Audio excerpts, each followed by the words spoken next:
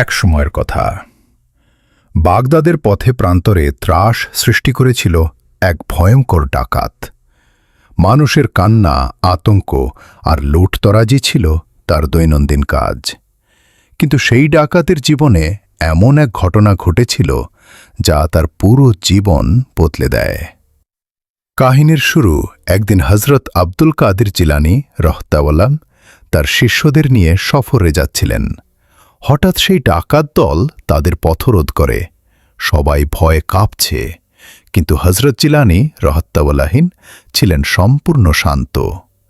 ডাকাত সর্দার গর্জে উঠল, তোমরা জানো আমি কে? হজরত জিলানী রহতাওয়াল্লাহে শান্ত কণ্ঠে বললেন, তুমি সেই ব্যক্তি যাকে আল্লাহ এখনও ভালোবাসেন, তাই তোমাকে সুযোগ দিয়েছেন। অলৌকিক ঘটনা। এই কথা শুনে ডাকাত হঠাৎ কেঁপে উঠল।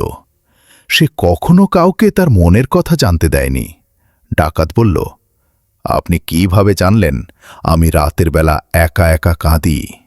হজরত জিলানী রহতাওয়াল্লাহে বললেন, কারণ আল্লাহ আমাকে দেখিয়েছেন তোমার হৃদয়ে এখনও ঈমানের আলো নিভে যায়নি।